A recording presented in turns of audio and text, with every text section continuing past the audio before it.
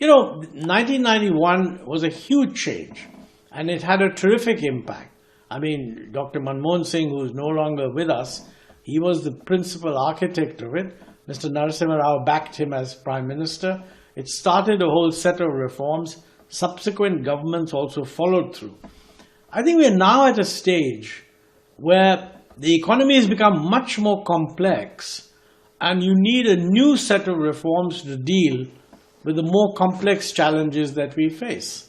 And I think somebody should outline them. And unless we get this done, I don't think we'll reach Viksit Bharat. So the real question is, can we be precise? Can we say that this is what we plan to do? Governments can't do everything. I would perfectly understand if the government were to say that, look, these are the 10, 15 things that people have talked about. These 5 are politically very difficult. These are the 10 we are going to do, and then we concentrate on those. Since you talked about Manmohan Singh, if I ask you, do you remember Manmohan Singh as a better finance minister or as a better PM? The two jobs are very different, and let me say that what he did as finance minister was historic, because he basically turned around policies that we had been following for the last 30 years. Okay, as Prime Minister, he was inheriting an economy that had already done some reforms, so you couldn't expect him to do the same thing. Of course, the challenges before a Prime Minister are also very different. It's in the middle of a crisis, when you're a finance minister and you have the PM's backing, you can get a lot of things done. When the economy is not in a crisis, it's working reasonably well, you're trying to get things done, you need to build a consensus. He tried, and I think he did many things during his second premiership. People forget that in the end, if you're Prime Minister, you're not running individual departments, so you have to be judged by how did the country perform. So if you put that criterion, during his 10-year premiership, India grew faster than it had ever done before, and it grew faster than it has grown since. Also in his period, 138 million people were pulled above the poverty line for the first time. Before that, the percentage of people below the poverty line was falling. But because population was expanding, the number of people below the poverty line was expanding.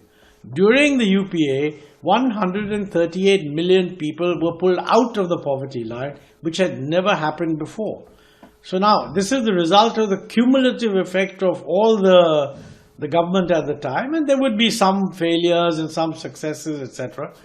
But if you judge him as a Prime Minister and you look at the total effect, that's pretty good.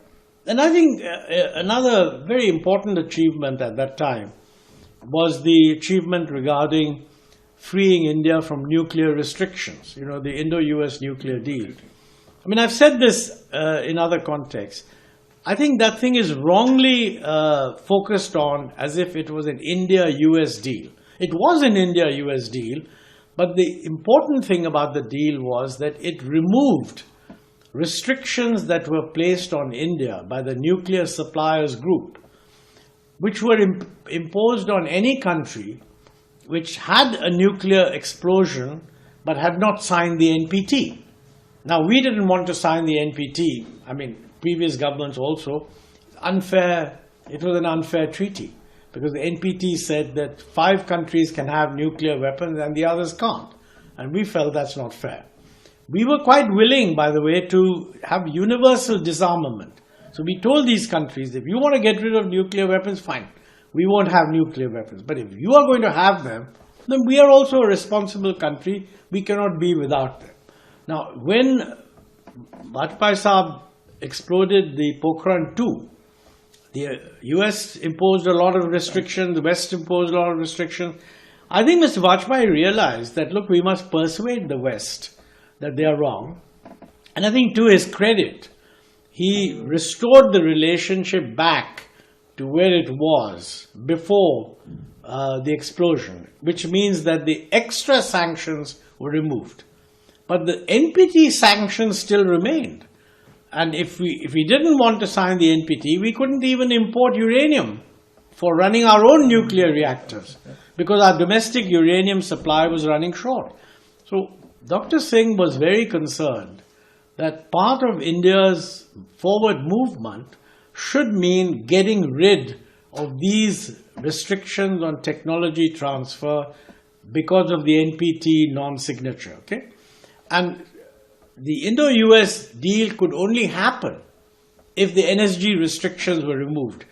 For us, it was the relationship between Dr. Singh and President Bush that ensured that the United States worked very hard to get rid of these NSG restrictions.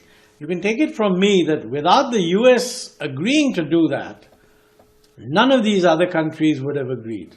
And Bush had to call the Chinese PM saying that, look, we want this done. And at that time, China was not so aggressive.